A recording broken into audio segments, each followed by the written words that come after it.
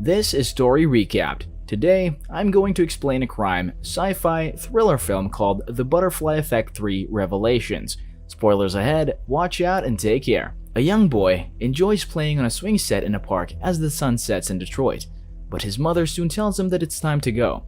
As they walk back to their car, Sam Reed hides in the bushes to observe them. Before the woman could get inside the vehicle, a man dashes toward her and bludgeons her to death. Sam uses his binoculars to see the assailant's face, but he doesn't help the victim. Moments later, Sam wakes up in a bathtub full of ice and asks his sister, Jenna, to record the time of the incident as 7:12 p.m. That same day, Sam visits the police station to identify the killer on the pretense that he gleaned the information because he's a psychic. Detective Jack Nicholas is skeptical about him, but Detective Dan Glenn notes that they were able to put 22 perpetrators behind bars with Sam's help.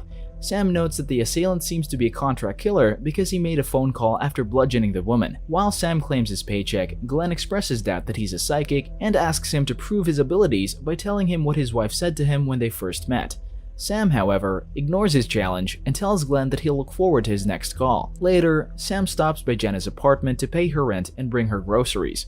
Sam ridicules her for not leaving her apartment, so Jenna explains that she goes out once in a while to see her psychoanalyst. Jenna reveals that the psychiatrist told her that it's unhealthy for her and Sam to avoid talking about the fire that killed their parents. She asks Sam to recall the incident and notes that his previous explanation didn't make sense because she can't figure out how he found the time to come back and save her. Sam gets upset and tells Jenna that he can't remember because it was a long time ago. That night, Sam gets an unexpected visit from Elizabeth Brown, the sister of his murdered girlfriend, Rebecca. Elizabeth notes that she's in town for the upcoming execution of the convicted murderer, Lonnie Flennans, but she contends that he didn't kill Rebecca. Elizabeth shows him Rebecca's diary, suggesting that she had a relationship with Lonnie while still seeing Sam. In one of the entries, Rebecca notes that someone has been following her, but she doesn't think it's Sam because he didn't know she's cheating on him with Lonnie. Elizabeth discloses that she told the cops about the diary, but they contend that it's not significant enough to reopen the case. She learned from Glenn that Sam has a way of finding out the actual perpetrators of crimes,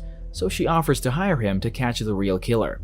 Sam rejects the offer, so Elizabeth reminds him that Rebecca's murderer is still at large and an innocent man will be executed for the crime. Sam goes to a bar later to drink with physics professor Harry Goldberg. Sam reveals that he thought of jumping back in time to save Rebecca, but Goldberg reminds him that he can't use his ability to alter the past. Sam asserts that he can go back just to observe, but Goldberg argues that he would be tempted to intervene because of his love for Rebecca. Goldberg then points out that Sam is already suffering from the consequences of altering his past. He reminds Sam that his parents died in the fire because he jumped back in time to save Jenna. Goldberg also expresses concern that Sam's brain could be damaged because of the overlapping memories of different timelines if he keeps changing the past. After parting ways with Goldberg, Sam hooks up with the bartender, Vicky, and takes her to his apartment. In the middle of their activities, Sam suddenly loses enthusiasm after noticing the picture of Rebecca tucked in her diary. When Vicky leaves, Sam inspects the diary and finds a picture of Rebecca and Lonnie. The next day, Sam calls Elizabeth to inform her that he's decided to help her. He visits Lonnie in prison to tell him that there may be a way to reopen his case, but Lonnie thinks that he's there to mock him. Lonnie accuses Sam of killing Rebecca and notes that he should be on death row instead of him.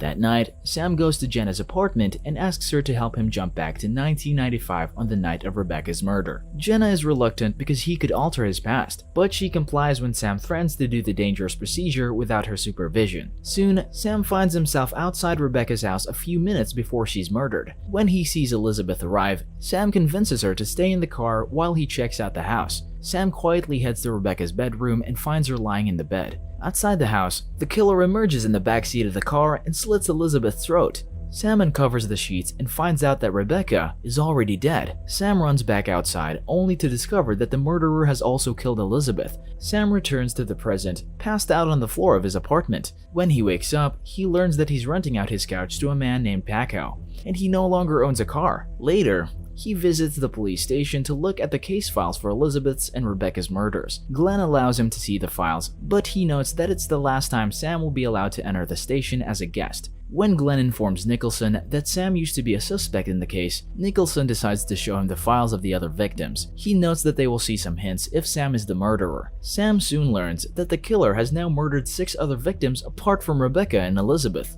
The detectives note that the suspect, now dubbed as the Pontiac Killer, kills one woman about once a year by cutting them apart. He also discovers from a newspaper clipping that Lonnie has been cleared for the murder. Sam visits Goldberg in his house later that day to tell him about his plans to return to the night of the murder, but Goldberg notes that he can't repeat a jump because it will fry his brain. Sam tries taking a sniff of an exotic-looking flower in Goldberg's indoor garden, but Goldberg warns him that the plant, Burundanga, could leave him paralyzed for an hour. He notes that he puts it under his window to knock out burglars. Goldberg then advises Sam to jump to the third murder and identify the killer because there's nothing else he can do for Rebecca and Elizabeth without breaking the rules to keep the timeline intact. That evening, Sam stops by Jenna's house to ask her to supervise his jump to September 5, 2000. But Jenna refuses to help because people end up dead every time he travels in time. Sam decides to jump on his own and breaks into the apartment of the third victim, Anita Barnes. When Anita arrives, Sam hides in the closet and waits for the murderer to show up. Soon, a man wearing a ski mask barges into the apartment and forces himself on Anita. However, the assailant eventually stops and takes off the ski mask. Sam soon learns that the assailant is Anita's boyfriend. The man is trying to fulfill Anita's fantasies, but he can't go through with it because he feels terrible about assaulting her, even if they're just pretending. The boyfriend eventually discovers Sam in the closet and punches him in the face. Sam returns to the present and wakes up on the couch, but this time, he's the one who's renting the couch from Paco, who wants to evict him because he can't pay. Soon, Sam goes to Goldberg's house, only to discover that the professor has been missing for a while. When Sam returns home and looks at the case files, he discovers that the third victim is now Lonnie instead of Anita. Sam finds Anita alive and well, so he tries to talk to her to find out how she managed to avoid the killer.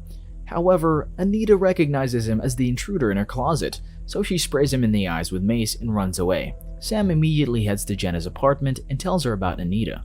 Jenna realizes that Sam jumped without supervision, so she reminds him that he could end up with brain damage or drowning in the bathtub. When Sam mentions that Goldberg is missing, Jenna reveals that Goldberg was about to turn over evidence linking Sam to the murders before he disappeared. Jenna then tells Sam that she covered for him on the night the Brown sisters were murdered. She expresses concern that he could go insane from his constant jumps and become the murderer in the future. When Jenna asks if Sam started the fire that killed their parents, Sam reveals that he saw Jenna die, so he traveled back in time to save her. Sam gets upset about her question and insists that he uses his abilities to help people, not hurt them. Jenna surmises that Sam is getting stressed from jumping, so she advises him to stop and leave the investigation to the police. That night, Sam goes to the bar and asks Vicky to spend the night with him. However, Vicky turns him down and reveals that she's already engaged. When Sam leaves, a masked figure enters the bar and attacks Vicky as she closes down the establishment. The assailant slashes Vicky's fingers before proceeding to kill her. The following day, Nicholas shows Vicky's ring finger to Glenn and informs him that the rest of her body has been found at an auto plant somewhere in the city. They find out from a receipt at the bar that Sam was the last customer, so they take him into custody. During the interrogation, Glenn points out that the case against him is strong and notes that he only avoided the charges in the murder of the Brown sisters because of Jenna's alibi. When Sam denies his involvement, Glenn gets frustrated and shoves him against the wall. The detective then compels Sam to confess and plead insanity during the trial. Nicholas soon enters the interrogation room to inform Glenn that Jenna has arrived with a lawyer. He adds that they still don't have enough evidence against Sam, so they must let him go.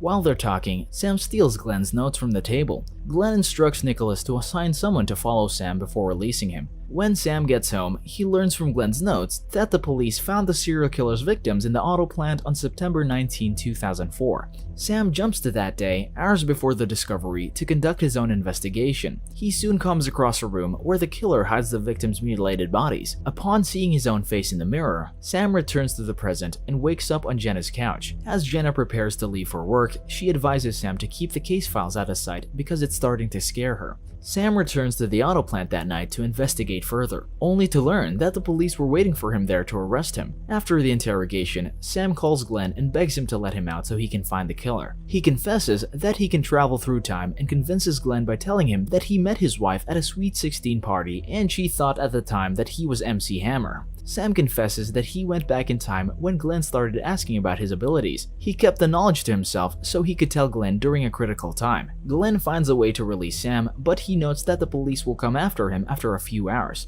Sam returns to Jenna's apartment, but nobody's home, so he compels the landlady to open the door.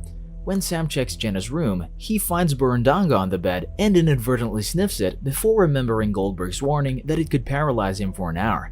As his consciousness starts to slip, he takes 2 packs of ice from the freezer and heads to the bathtub. He manages to turn on the faucet before he totally passes out. Sam ends up jumping to the auto plant to look for Goldberg.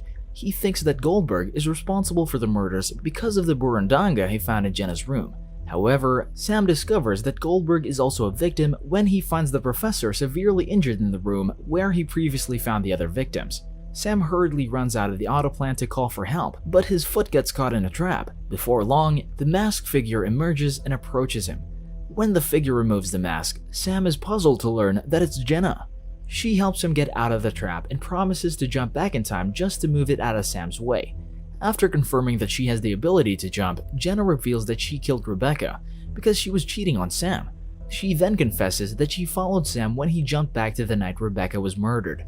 Sam realizes that she's the serial killer and points out that Jenna had no reason to kill the other victims because they were strangers. Jenna, however, discloses that they were only strangers to Sam because she killed them before they met him. Jenna notes that Sam would have moved with Anita to Chicago if they had met under normal circumstances. Sam asserts that he could have raised a family with one of the victims, so Jenna hints that she killed the women out of jealousy. She reveals that she also had to kill Goldberg because he almost found out that she was responsible. Jenna blames Sam for making her a serial killer because there were more witnesses that she had to kill every time he jumped. She kisses him on the lips after confessing that she started to fall in love with him when he saved her from the fire. Jenna then contends that she loves Sam more than anything in the world, and she stresses that they're meant to be together. Sam suddenly falls unconscious and jumps back to the night of the fire. When Sam sees his parents making their way out of the burning house, he tells them to go ahead while he finds Jenna. Sam soon finds Jenna in her room, but instead of saving her, he holds down the door to prevent her from getting out. As Jenna begs for help, Sam tells her that he'll always love her. After fleeing from the house, Sam breaks down in tears as his parents ask him what happened to Jenna. When Sam returns to the present, he learns that he's now married to Elizabeth and they have a daughter named Jenna. They arrive at an outdoor barbecue where he is greeted with a happy birthday by Rebecca, Goldberg, and his parents. While the family catches up, Jenna puts her doll on the grill and smiles as she watches it melt. This is all for Story Recap for today. Subscribe to watch more videos like this. Tell us in the comments if you want us to recap your favorite movie. Watch other of our videos showing on the screen and leave a like because it helps the channel. And I would see you in the next video. Goodbye.